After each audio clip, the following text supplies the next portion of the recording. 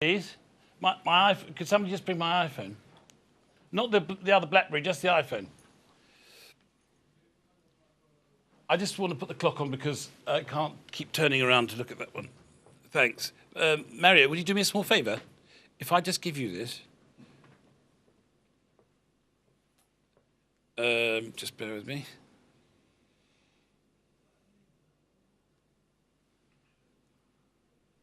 Would you just put it next to the screen or underneath the screen? Have we got the name strap?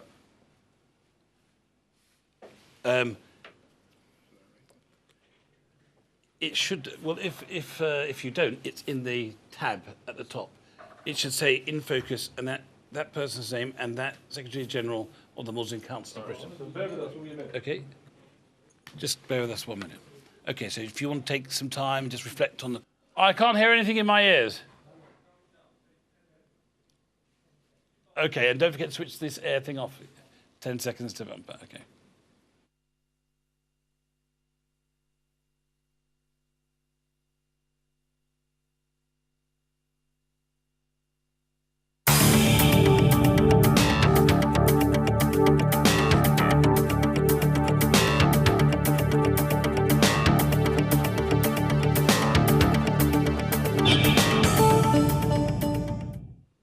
Assalamu alaikum, I'm Carl Arundel and you're watching In Focus. Now I'm pleased to be joined today by Dr. Shuja Shafi, the recently appointed Secretary General of the Muslim Council of Britain.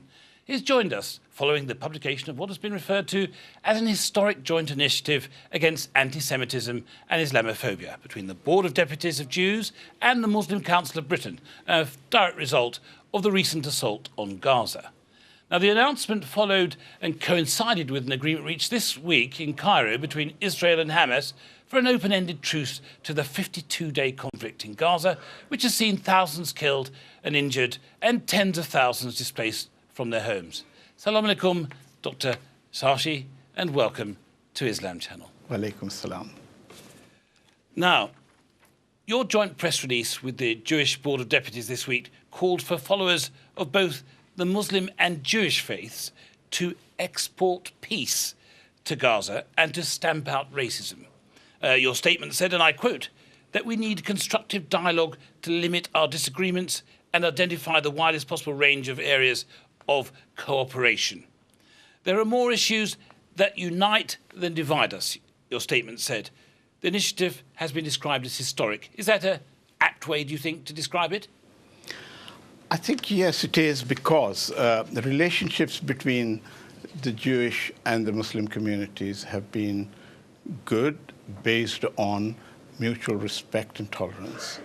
But when matters like this, which are outside our shores, like the Palestine and Israel conflict comes up, then tensions naturally begin to develop. And this was an opportunity, this is an opportunity to enforce, and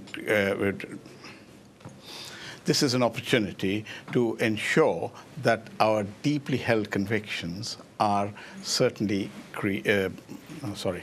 That's right. Take your time. Yeah.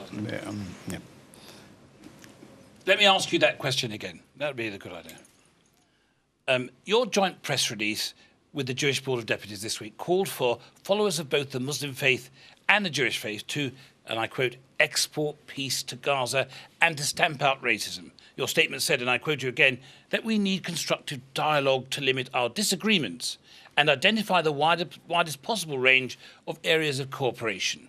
Now, you said there are more issues that unite than divide us. The initiative has been described as an historic one. Do you think that's an apt way to describe it? I think it is, because the relationships between the Jewish and the Muslim communities are cordial and good. But when conflicts outside our shores, like the abroad, like the Israel and Palestine issues come up, then there are natural tensions. And what we have worked on is, it is the United Kingdom where we live, and this is where our relationship and community cohesion is important, and that should not be affected as a result of events abroad, although we have very deeply held views about this. And so whereas we acknowledge the disagreements, we also make sure that that should not really affect our daily life here, and we agree to disagree. And where it is important, we take a principled stance and respectively do so. If I may just try to unpick what you were just saying, are you sort of suggesting that moral and issues of justice ought to have borders in some sort of way? No, but first of all, I think we have to make sure that if we've got some deeply held disagreements between ourselves, we need to work, negotiate around them and see how moral and ethical issues can be worked around them. So fortunately, we also have agreements like, there should be the civilian life should be respected. Any death is a tragedy. Any civilian death is a bigger tragedy. And civilians, innocent civilians, should not become victims in this type of a conflict. Well, let's not deny, I don't think there are very few people on this planet who are going to disagree with those sentiments, but we're going to come to that in just a moment. Let's deal first with the racism issue. Details of the substantial rise in anti-Jewish feeling have featured heavily in the mainstream media across the board, both in Britain and across Europe, since the beginning of this Israeli assault on Gaza. The anti-Jewish hate crime organisation CST has said that the anti-Semitic attacks in the UK have risen to their highest level in 5 years. Let's be honest, that is the reason why this joint initiative has come out now, isn't it? The joint initiative is really a result of a lot of discussions and meetings and cooperation that we have over the years with the things which are to do with our daily life. For example, I spent a great deal of time talking about and working together on issues that are common to us, like the halal issue, male circumcision, early burials, all the non-invasive postmortems, etc. So these are the things that on a day-to-day basis we are working on. And when it comes to a conflict like this, it is very important to make sure that our lives here, our communication between ourselves here is not affected by that.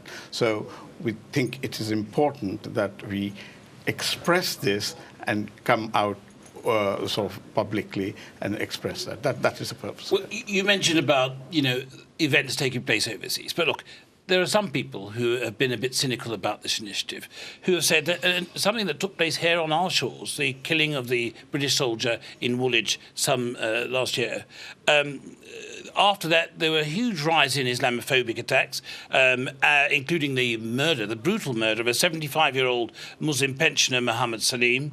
There were mosques being burnt to the ground. There were Muslim graves being defaced. But at that time, there was no sign of any joint initiative being announced. Do you think that they've got a point? No, I think there were.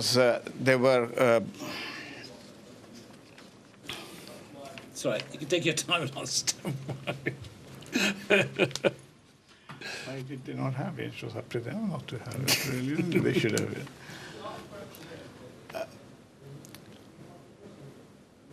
OK, I'm going to ask you the question again, all right? Okay. That gives you a chance to think about it. Now, you spoke about trying to keep events overseas away from impacting on the way we respond in the UK. But look, let's look at this.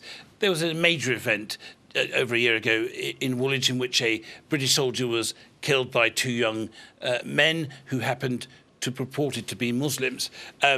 And these people who are somewhat cynical about the initiative are saying that there was no sign of any joint initiative at that time when there was a huge rise in Islamophobic attacks. There was a brutal murder of a 75-year-old Muslim pensioner, Muhammad Salim. There were mosques being burnt. There were graves being defaced. It's been suggested that the MCB somehow just seems to be following the concerns of others and allowing those other concerns to run its agenda. Do they have a point? The concerns about the previous events, everyone certainly expressed their horror, expressed and asked for quiet, calmness within the community. That was within the Muslim community, and it was important that that they should be asked, that should be done.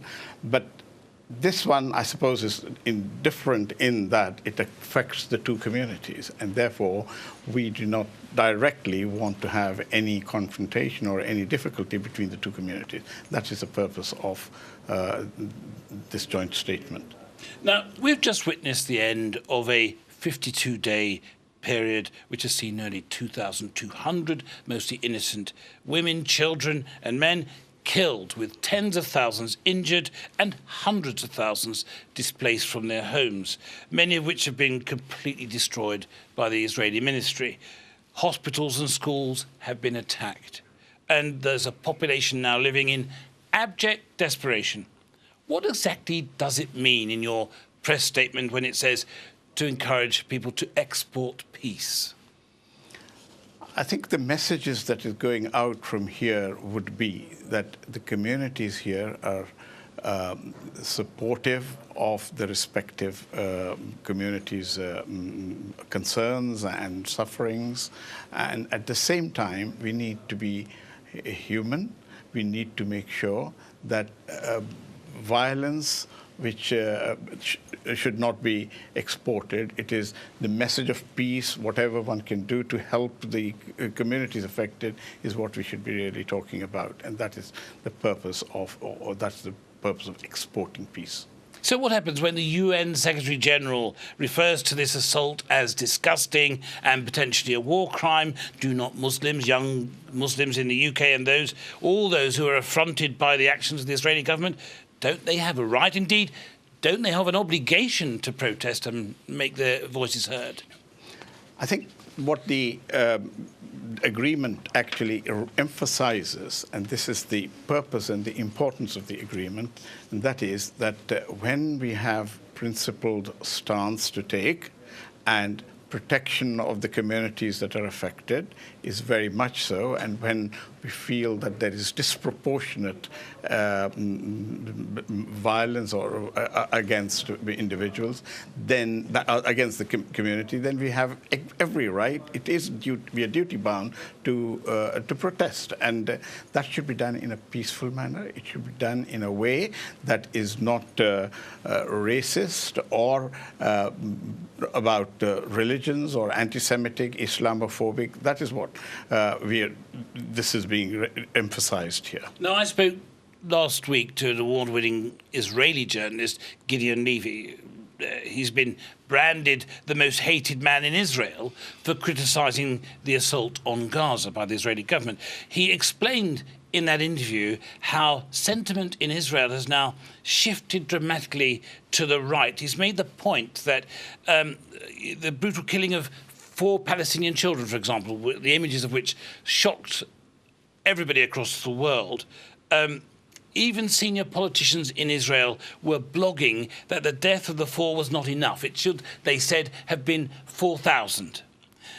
Is it reasonable for the Muslim community in Britain and worldwide to expect your new partners at the Board of Deputies of Jews to publicly condemn all those who espouse such views, and also the actions of the Israeli government in this regard? Whether they do that or not is their issue, but what we have to make sure is that we express the view that anything that is unreasonable and racism or anti-violence is not what is... No, I don't know. So, take your time. Your questions are more difficult than That's the all right. Radio 4 ones. Sorry. Let's just think Just through take a it. glass of Just drinking water. think through. So, in a nutshell, I'm saying, is it reasonable for the Muslim community in Britain to expect the Board of Deputies to condemn those sort of comments, those sort of brutal responses from the Israeli government and others?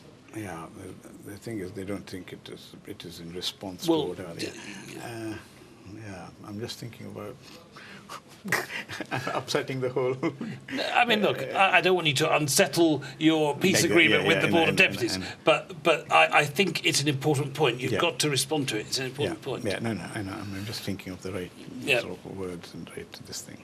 Wish I had a little bit of a warning over the questions. Can I help you? Yeah, you did. You think you should say all reasonable thinking human beings should condemn such actions, as indeed have senior heads of state and the head of the United Nations, right? All right. Okay. All right. All reasonably. All reasonable thinking people. Okay. All right. Having witnessed the brutality, the disproportionality, that's what you should say like that. All. You don't have to put a step on them. All right. Right. Okay. So I'll just give you a quick summary of the question, which is it reasonable for the Muslim community to expect the Board of Deputies of Jews to publicly condemn all those who espouse such views and the Israeli government for their actions?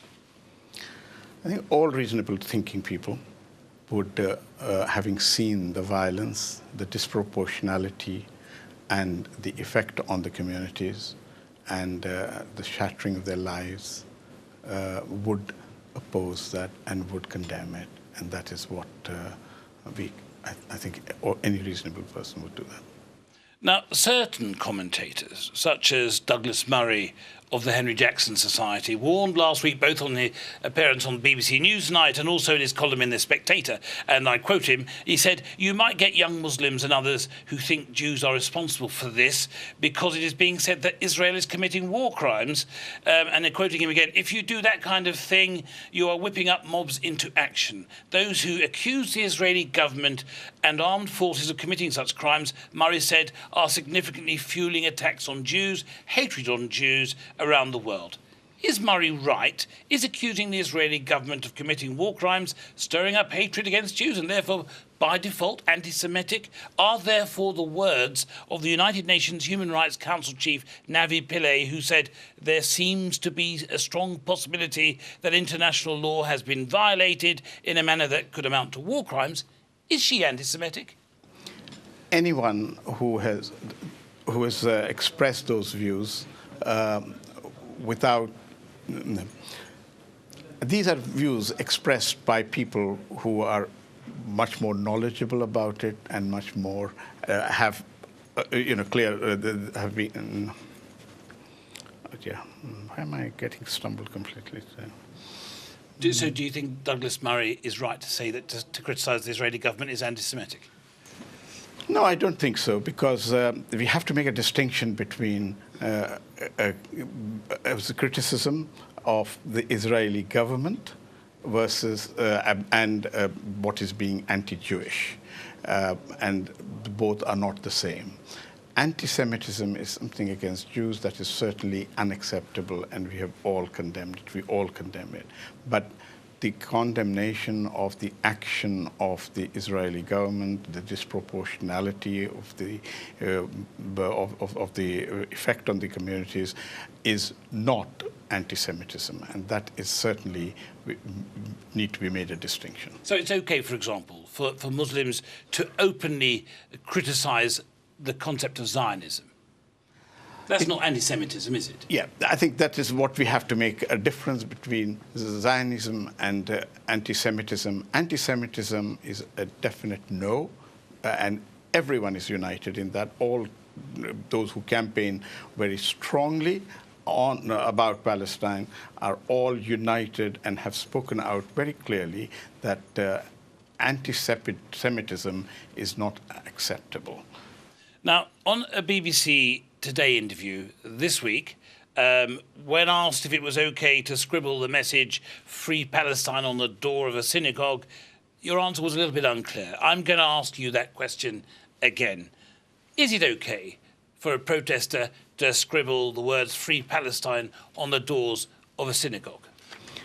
It's quite right to say "Free Palestine," but it's not right to focus it on a synagogue. Just as it's not right for putting anything like this on a mosque or any other place of worship.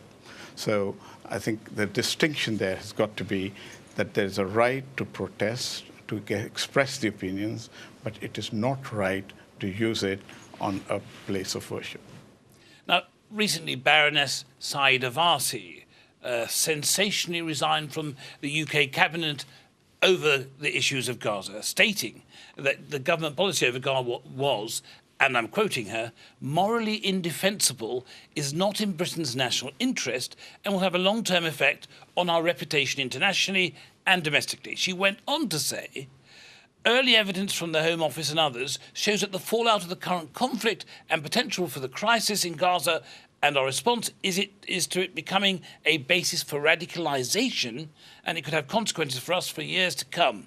Now, I know historically MCB have not always seen eye to eye with the Baroness, but do you agree with her on this issue? On this issue, I think this is a principled stance, and we have actually commended Baroness Warsi for the stance that she's taken. And where we agree on principles, we have to agree on them. That's not an issue at all. In terms of